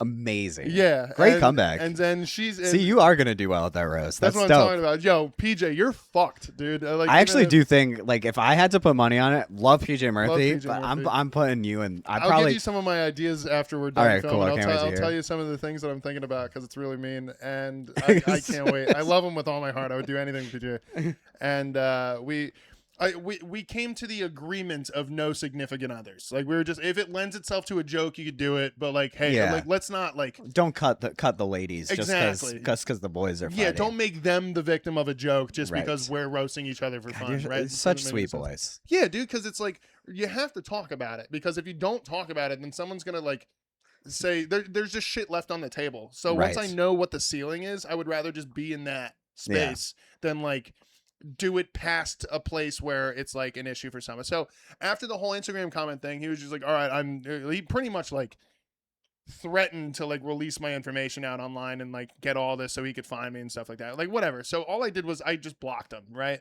And then like he found another account of mine and like fucking commented. It was like you can't hide or something like that.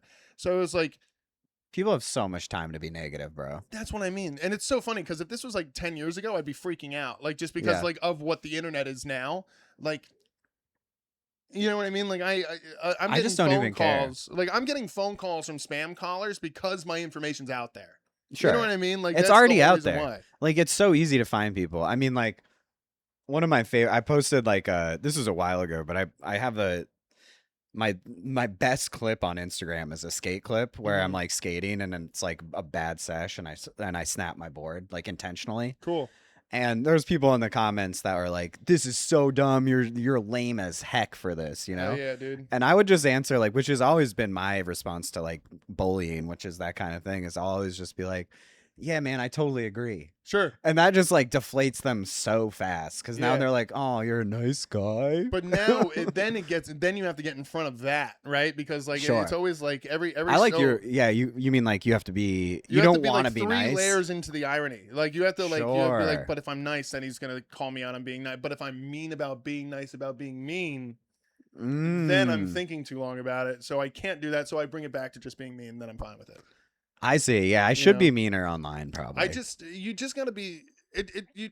What I've realized is, so I'll sit there and think of a response to somebody after they've wronged me for some reason, Yeah. and I'll as soon as I sit there and I'm thinking about what to say, I'm like, this is dumb. Like Yeah, it should be if I'm- first thought. Yeah, I should be bam. Like I should just be like, because that's Yeah. what's funny to me. Like I laugh at myself not because I'm thinking about stuff. It's because I thought of something already. You know. Right. So once you start like the process of thinking, like I'm not here writing jokes for this fucker. Like he's not worth it. You know what I mean? Yeah. So, but why comedy? Like why do you like making Yeah, people thanks laugh? for bringing it back. Yeah. I grew up just loving. I didn't even think of stand up or me being in comedy as an option, Hmm. but I just grew up loving comedy movies. Like I grew up in the era of like Austin Powers, Sure. and all I would do is like make my family laugh by quoting them. Yeah. That was like all I did for years and years and years. And then I wanted to be a writer because I love reading and writing, and I was writing very serious novels, and I got sick of it and was like, why am I being so serious? I'd rather make people laugh. So you wrote, how many novels have you written? That's fucking cool. I've written 3 novels. Okay. Yeah, What were they to no about? success. Obviously, I didn't get like picked up or anything. Yeah, but still, you wrote a novel. I did That's crazy. complete the book. Yeah. Yeah. Did you like get it edited and stuff by somebody else? I did the editing.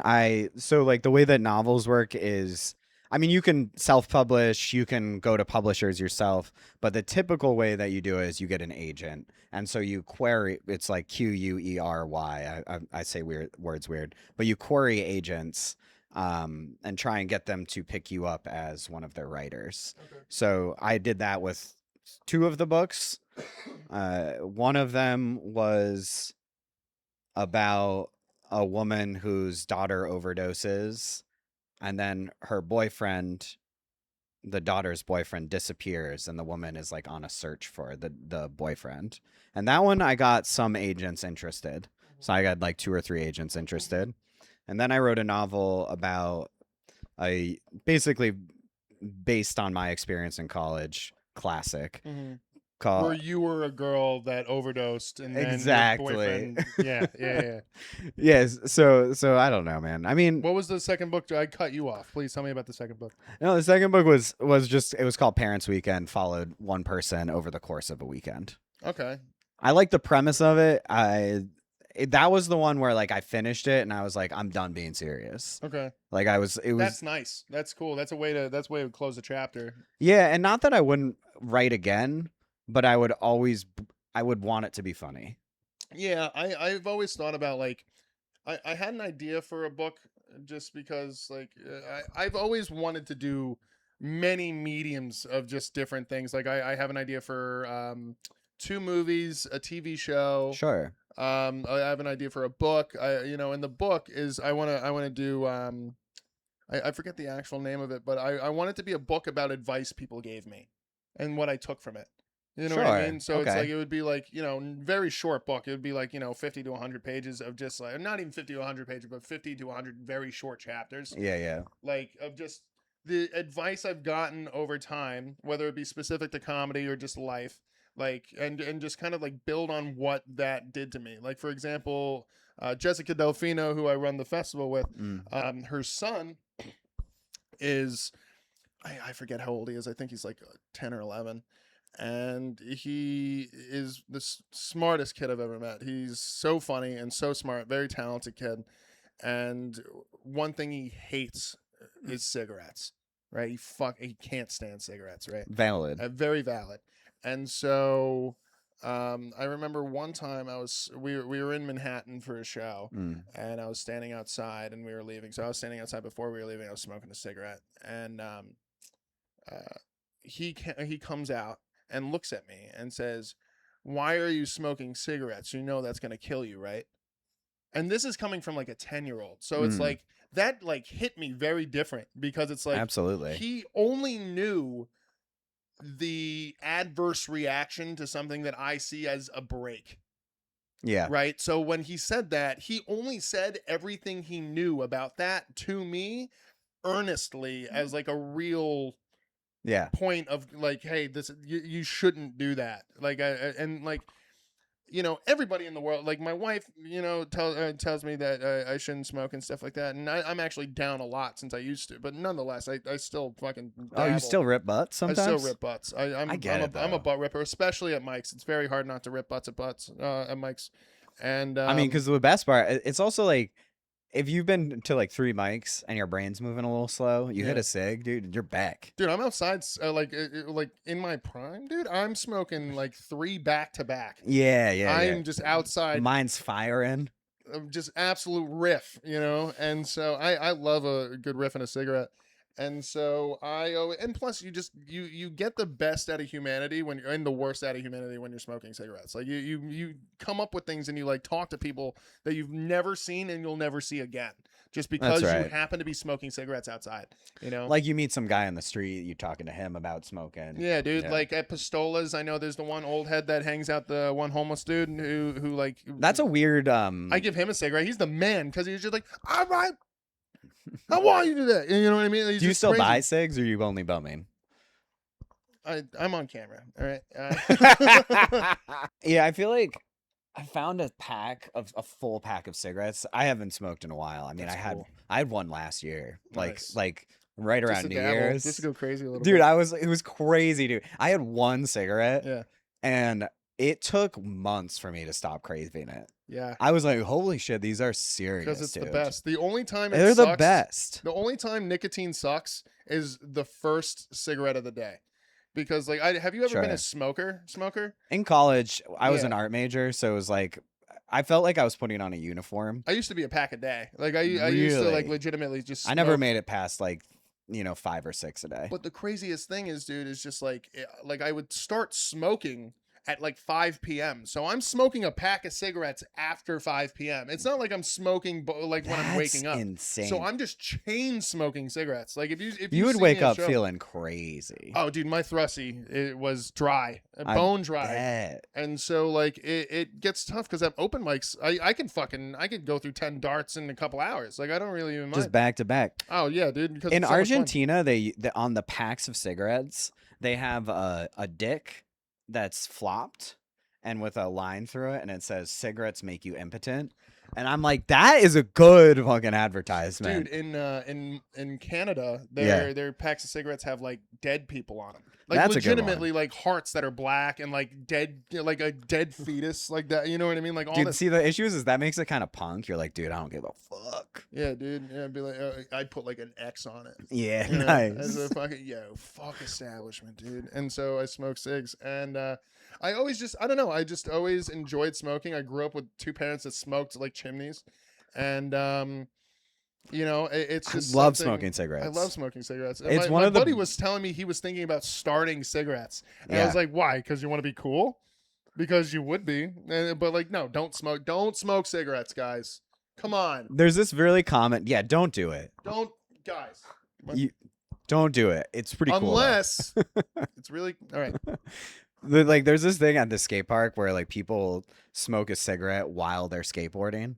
Oh, that's Like cool. they'll have it like in their fingers here. Or you have it in your beanie. Like they'll be like, and then they'll like drop it into a bowl and be like skating a bowl with it. And I like partially, I'm like, part of me is like, okay, it's kind of cool, but also Yeah. you're like, just put it down. Dude, so okay, this is the last story, and then we got to get into bangers and dangers because I need to break all this down before I rush out of the house. So,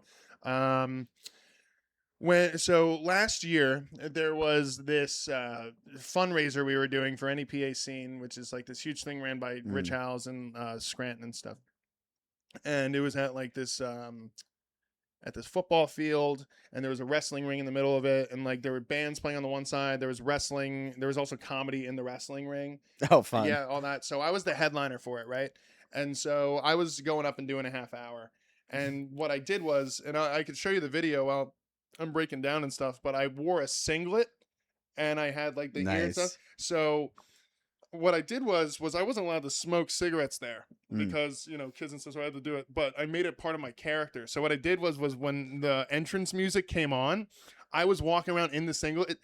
I walked around the ring smoking an entire cigarette. Like I did not get in the ring. I was fucking like offering them to kids. I was like not absolutely, like I wasn't actually giving it to them, right? But I was Yeah. I remember this Funny one kid joke. was like, boo, boo. And I'm like, oh, you want my sunglasses? He was like, yeah. And then I broke them and threw them at him. You know what I mean? Like, Nice. yeah, dude, I was like being a complete heel. And so I was just walking around, multiple cigarettes in my mouth, just fucking smoking cigarettes, walking. Because it was like half an hour in a wrestling ring, and it was raining all day. So it's like, You had to bring something. I couldn't do comedy for a half an hour. That's ridiculous. I had to make it a bit. Yeah. So that's what I did. And I got in there, and my one buddy, Billy Craze, shout out Billy Craze, he has spina bifida.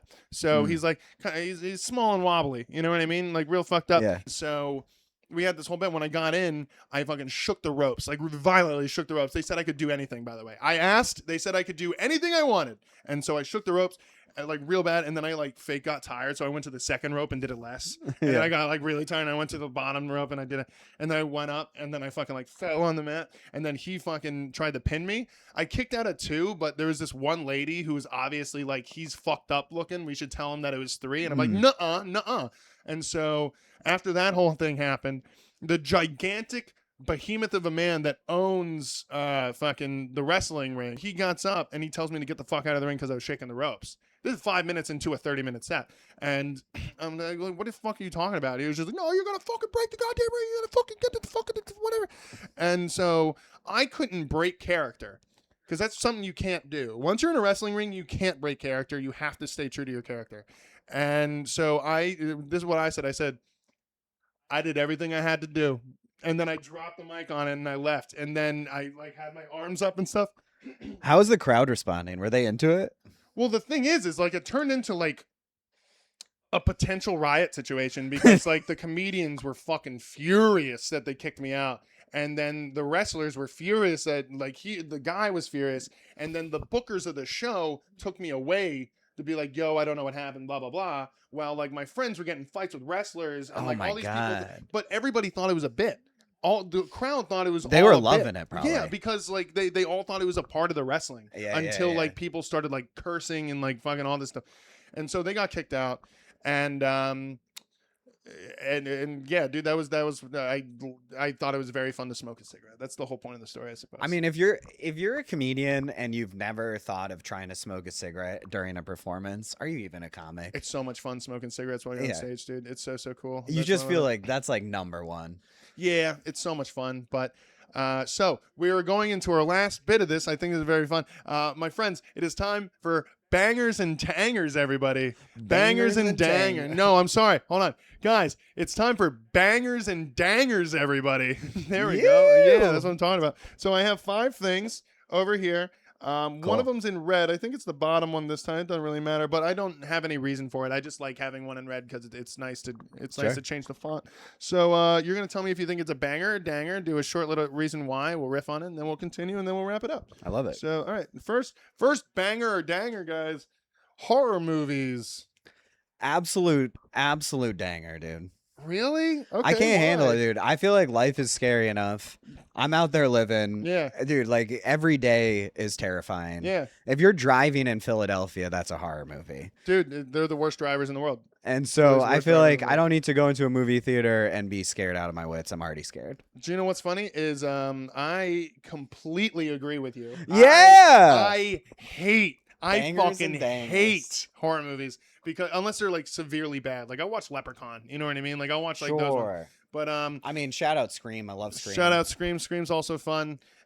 But my whole mantra to it is like I'm already anxious all of the time. There is no physical reason for me to like want to pursue that feeling because I already feel that way all the time. You know? Have you heard Jordan Peele talk about horror movies though? He says that the only difference between comedy and horror is the soundtrack. Do you know what though? I'm gonna say maybe it would take me a little too long to kind of break that down for the sake of it. But if Keegan-Michael Key said it, or you said Jordan Peele, I'm sorry, if Jordan Peele said it, who is like a prolific director now at this point, I agree with him probably. You know what I mean? I'm just gonna agree with him. Smart guy, dude. Because was he in Second City too, or was that just Keegan-Michael Key? I don't know where they came from. I think he was Keegan. I know they did improv together somewhere in Chicago. Like Keegan, like because Second City is. I mean, you know, right? Like it's so fun. Yeah, I went to some shows there. Incredibly funny. Yeah, my buddy Ryan, we were talking about him before. RPF is a huge improv guy, and he's very, very good at it. I mean, what's weird to me about improv is like most of my favorite funny people have an improv background, even though I love stand up. You almost need more. Yeah, I know, and I agree with you. Like the Electric City Improv Group, shout out.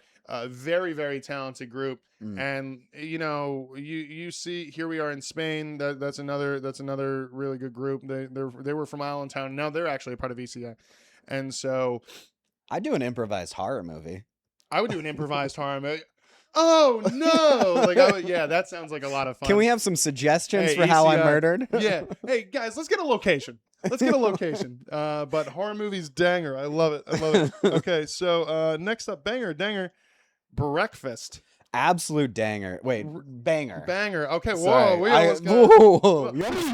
You Yeah, almost all got me, sweet. dude. Yeah, dude. Okay. I don't understand how people are starting their day without food in their belly. That's I haven't crazy to eaten me. yet. I still, well, other than banana, I was gonna house that before I left because I didn't want to have like dry muffin mouth while I was like, Yeah, muffins are working. crazy. You know what I mean? I didn't want to get all Pillsbury on you. Oh, And we call that a callback of the biz, my friends. that So is some good shit. we breakfast food is probably my favorite, but I'm never awake for it. You're not eating breakfast? No. You're just going out into the day. Do you drink coffee? Yeah, I just have coffee and that's it. I think we figured out where anxiety comes from. Yeah, right. Yeah, yeah. But do you know what I've been doing though? This is not the way to solve this. But I've just been drinking like a 32-ounce cup of water with a liquid IV in it, and Dude, like, you're perfect. oh, dude, my tummy's so great right now. It doesn't. Hey guys, who needs solid shit? What I gotta say, you know, I poop just like the rest of you. I just wipe it until it's red, you know. So I mean, like, here's what I'm doing. I wake up, I make myself a nice breakfast. I'm a Mhm. big egg sandwich guy. cool. I'm doing egg sandwiches on bagels. On bagels, okay, sweet. I'm a Kaiser guy, but I think bagels lends itself very well to it. It's a very Very hearty bread, filling. though. Yeah, Yeah. very filling. Little sauerkraut on there for your belly. Interesting. yeah. Sauerkraut. Okay. I Yeah. love sauerkraut. I've never had it on a breakfast bagel Great on before. an egg sandwich. Okay. You got to be open-minded about what you can put on an egg sandwich. No, I'll give it a go. You should see me with hot dogs, dude. Like I fucking put anything on You'll a hot throw dog. anything on there. Yeah, so I'll definitely do it with an egg sandwich, you know. Yeah, get in there. What's your favorite breakfast? Of all time, I think that like a loaded bowl of not like tater tots, but like home fries Mhm. with some melted cheese, scrambled eggs. Yeah. That goes real hard. Last week on the episode with my buddy Don, we were talking about breakfast and our favorite breakfasts, and he said that he wants to stay away from home fries and would rather hash browns as the long stringy ones. And he was like, yeah, because you could put onions on them and all this different stuff. But That's a bold statement. yeah, dude, I completely disagree with him. I think home fries are better. I think potato wedges are better than fries. I'll say it. I just like me some thick taters, dude. You like a little meat on it. I like thick taters. My favorite thing for breakfast is corned beef hash. Oh, I'm a yeah. sick fuck for corned beef hash, dude. Yeah, you'll do naughty things for Yeah, it. I love it, and I'm just like, hey, can you ask them to make it well? Can you? And it's just Oh, so fucking- it gets a little extra crispy. Oh my god, oh my god. Well, I I'm guess that such a- caramelization Yeah, on the dude. And outside. if you're crazy and you're not that hungover, you could put some Tabasco on it. Put some Tabasco sauce. Yeah, that's on it. right. I do feel like a lot of the food I like to eat in the morning is based around how hungover I am. Yes. Yeah. I do think that something that's underrated is in America, we eat very specific foods at breakfast. Mhm. And I think that we should be more open to everything at breakfast. My wife fucking does that. She'll just eat like dinner stuff for I'll breakfast. eat anything at breakfast. Where my friend Don actually said that he thinks cereal should be a dessert. I agree with that. 'Cause Yeah, cereal. that's If a you good start take. your day with cereal, you might as well not eat.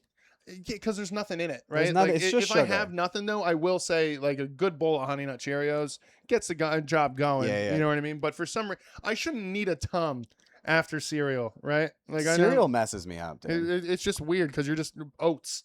Yeah, You know what I yeah. mean? You're just eating fucking horse food. That's what's crazy is people are like on the oatmeal kick, dude. Like my wife every morning. Oh, eats overnight oatmeal. oats. Yeah, she's Yeah. eating oatmeal every morning, and I'm like, I can't do it. I can't stomach that many oats. I'm not a horse, dude. you It's know? just like it's so tough to. I do like a good like cinnamon oatmeal. Like it can lend itself well. It's Sure. exactly to what you said. Like if that's all you're eating, then you might as well have not have eaten. I think it would be cool if you brought like a little packet of like instant oats to open mics, Yeah, and just you had fucking like milk hell yeah, dude. and your cinnamon oats. We just gotta wait here for 8 hours and make overnight oats. And my set. Did I get the light?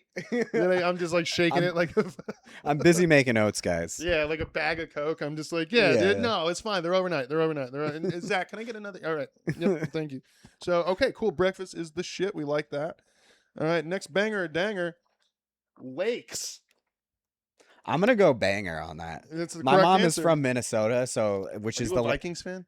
I'm not a fan of really sports at all. I got You have Eagles Eagles socks socks on. on. Shout out Eagles, dude. I'm a massive Vikings fan, and my life sucks. So Is that right? Why? yeah. But you're not even from there. No, I'm not. My parents didn't. I like their uniforms. They're very Purple. nice. That's Yeah. actually why I got into them. Purple was my favorite Absolutely. color as a kid. It's still my favorite color. Great And color. my parents didn't watch sports. So I remember Mm. watching Dante Culpepper throwing a fucking tutter to Randy Moss.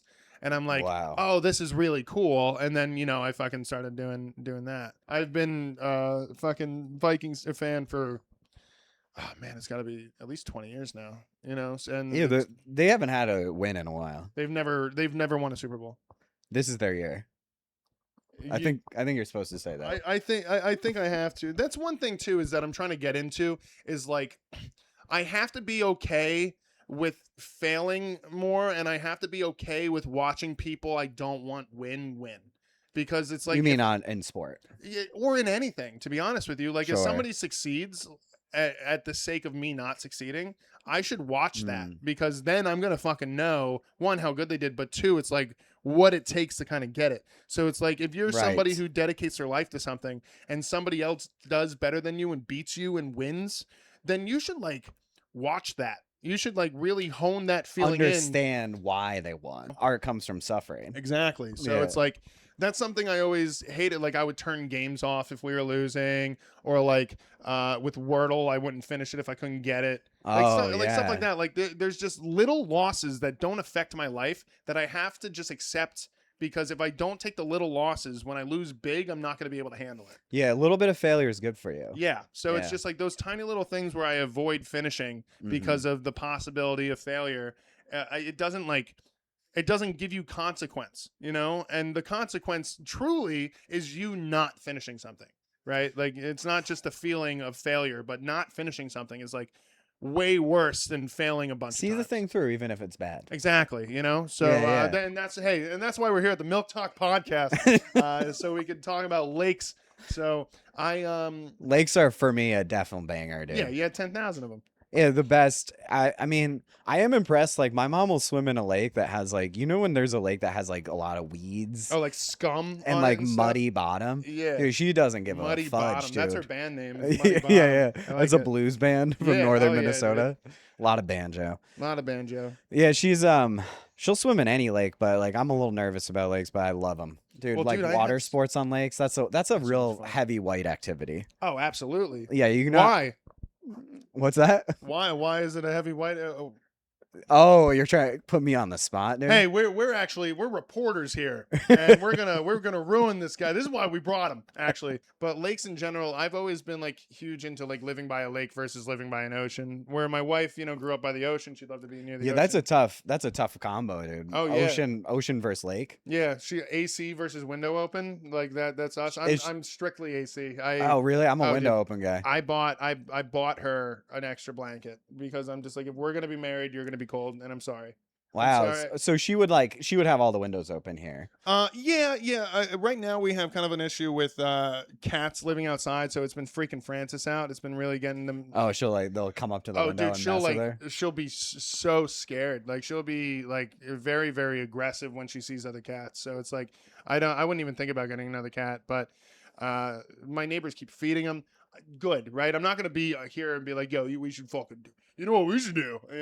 But they should probably feed them like 100 yards further away. The cats are gonna. Smell.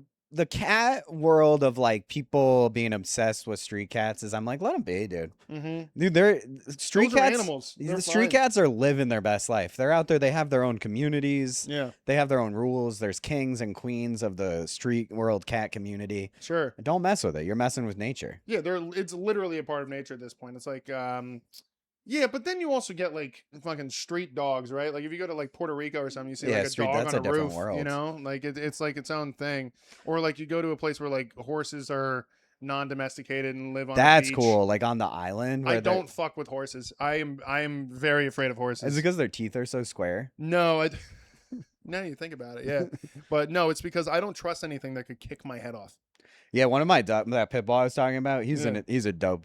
We used to live in the country, and he ran under a fence of a horse pasture once, and a horse kicked him like almost in the head, but he like turned so it grazed him. Yeah. He was like this close to death. No way. Yeah. I had a gym teacher that got kicked in the hip by a horse, and like yeah, dude, shattered her hip. I'm sure. Shattered it, you know. Yeah. And so like I just don't trust horses. I'll go watch them race though. If you ever go to a horse race, dude, it's wild. Hit you up?